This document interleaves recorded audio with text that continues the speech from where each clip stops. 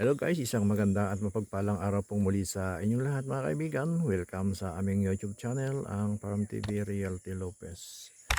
Sa ngayon, ako ay merong nilulocate na isang property dito sa bayan mismo ng Lopez. Ang sukat ng property ito ay may 2.6 hectares.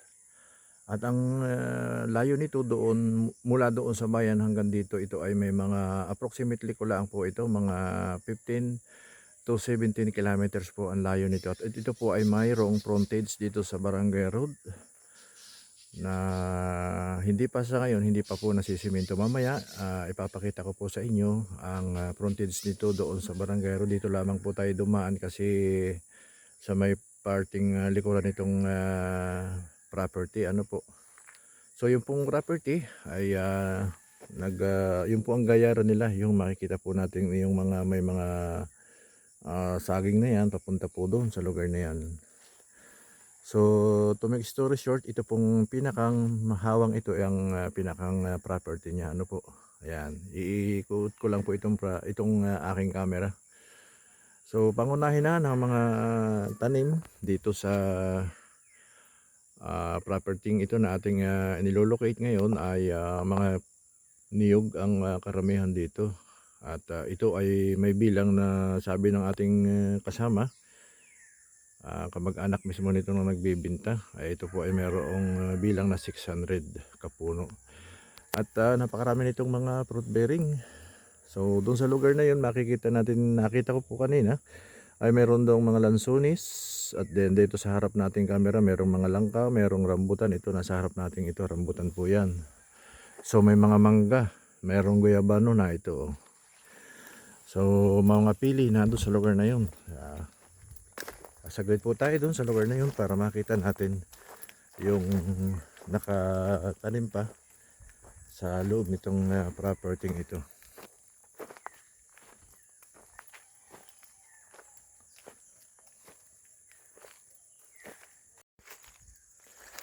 Ito marami rin po ito tanim ng mga Dimelina. Ito Dimelina po itong nasa harap natin yan. Yun, mga Dimelina po yun. At saka mga pili. Ito, o basyad ika nga. Napakarami nitong pili. Pwede na itong tatakan. So kuhaan ng dagtang ibig ko po sabihin.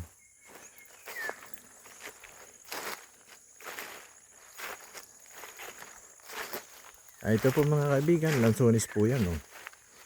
Yan. So napakaraming fruit bearing ito sa nakapaloob din dito sa property. Ang kung nga lang po dito, ang mga niyog dito ay medyo mayroon ng kumbaga sa ano, matataas na. Ito. So kahit na ganun, napakarami pa rin pala niyang mamunga. Ayun, nakikita natin yung sa lugar na yan. Oh.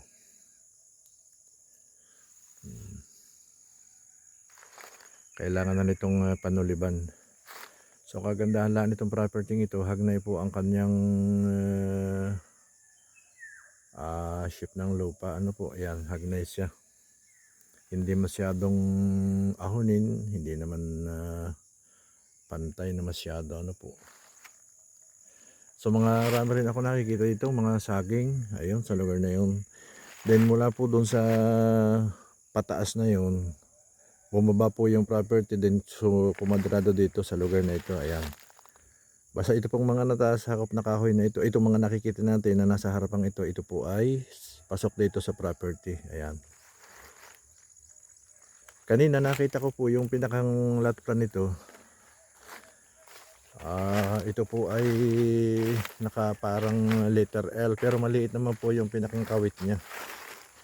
Mamaya bibidyohan ko rin po at maipakita rin dito sa video para po sa inyong kaalaman. Ano po, ayan, hanggang doon po yan sa lugar na yun.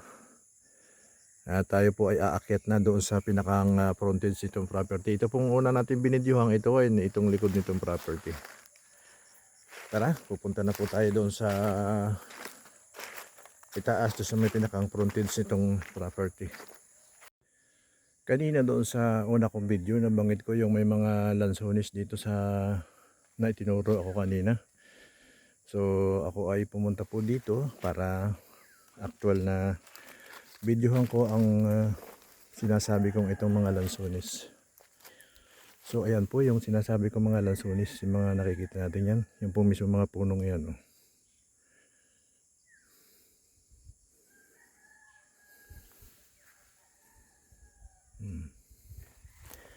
Meron din po rito mga langka at saka ito oh, pili o basyad.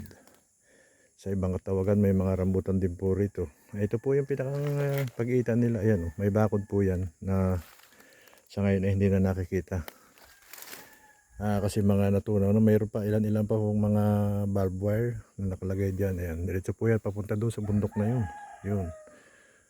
Yung may mga kawayan po yan, dala po yan, din papaganyan po yung property sa lugar na yan. Ngayon pupunta po tayo doon sa pinakang kung itong frontage itong ating nilulukit na property ito. Doon sa barangay niya, paahon na po tayo dyan. Sa lugar na yan, nadyan po yung pinakang kalsada sa lugar na yan.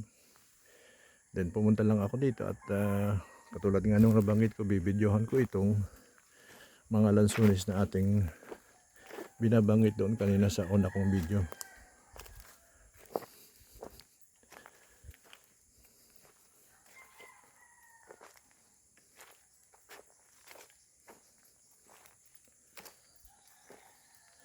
Kagandahan lang po pagka ganitong malinis yung property. Nakikita yung pinakang mga yung pinaka ano ng lupa ba niya, yung shape niya. Yung, di kagaya ng pagka yung madam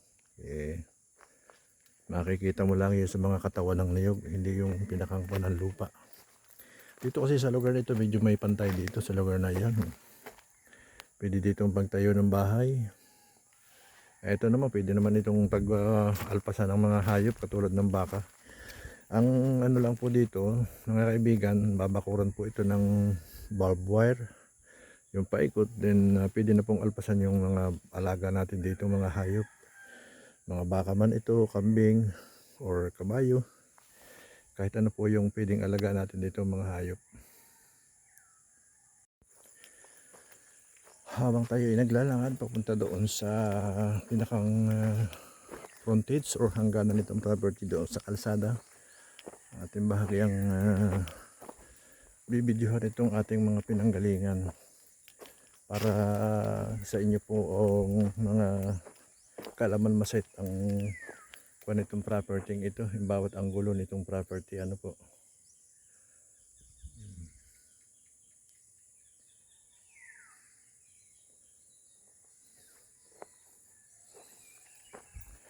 dito sa lugar na ito na kinatatayuan natin, medyo madalang dito ang niyog.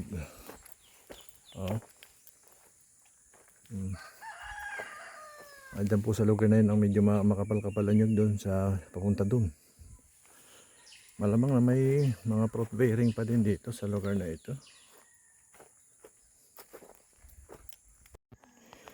Okay mga kaibigan, na ito po ako sa may parting itaas nitong property. So tinest natin dito yung isang muhon kung saan ito ay yung sisiko na sinasabi ko kanina doon sa aking video na ito ay naka-letter L ng bahagya. Ano po ito? Na ito po yung pinakang dito po tayo sisiko ngayon sa lugar na ito.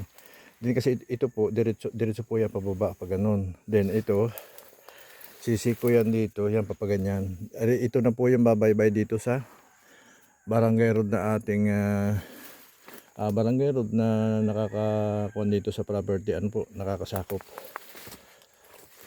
yung pinakang frontage sa madaling sabi. So ayan po yung barangay road yan, ito po natin yan. Ito pong property ay tumawid pa ng kaunti ng bahagya dyan. Yan pong nakikita natin yung nyug na yan na kulay pula. So tumawid po dyan ito pang pinakang eskwela nitong property. Ano po, Gumanyam sa lugar na. And then pupunta po tayo doon sa may parting iyon para ma-site pa natin yung anggulo ng property ito diyan sa may pag-eskwalang iyan. So sa lugar na ito medyo masukal. Sa bagay ito, kung lugar na ito hindi naman nasakop itong masukal na ito kasi yun ang muhuna yung na doon ang gagaling doon, di kumadrado na ipapaganyan. So itong inilalakaran natin ito po yung kasama doon sa property, no? Ito, kitang-kita na po yun. May source ito ng kuryente dito. Ayan. Sumami ang mga mangga.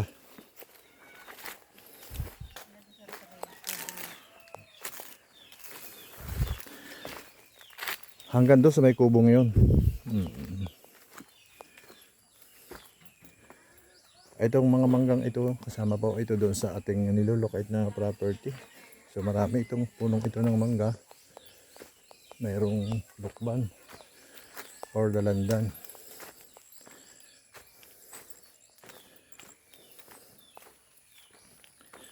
Hanggang doon po ito sa may kubong iyan. Yan yung kubong iyan. Yan po yung pag-eskwela papunta dun sa lugar na yun. Then ito po yung nasasakupan property, kalsadang ito. Kaya po katulad ng binanggit ko kanina, ito po yung may frontage na nasa 250, sabi po nitong ating kasama na locator. Okay, dito nagtatapos yung ating nilolocate na property sa lugar na ito. Then ito po yung kadiretsuhan ng itinuro ko kaninang muhon doon sa bago tayo pumunta dito. Then ito pong kalsadang ito ay kasama po dito o nasasakupan itong property. Yan po. Tumawid po dyan ng kaunti, then gumanon siya. Yung itinuturo ko na doon po lang niyog kanina.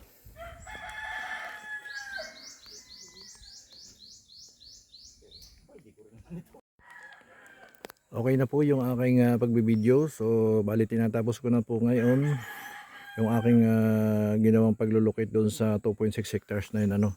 So bali dito po nagtatapos yung pinakang frontage nung 2.6 hectares na yun dyan sa lugar na yan, sa may ng motor na yan. Kasi yung pong property dito sa kabila tumuhog na po hanggang dyan sa lugar na yan. Makikita po natin yung mga puno na yan, yan po ay sakop na dito. Then gumano na po yan. Hanggang doon lang po yung nasasakupan ng frontage nitong 2.6 hectares na ito. Okay, doon po sa aming mga viewers na hindi pa po naka-subscribe sa aming YouTube channel, na baka naman po pwede nyo kaming i-subscribe at paki-like and share na rin po ng aming mga ina-upload na video. Okay, isang maganda at mapagpalang araw sa inyong lahat mga kaibigan. Maraming salamat po.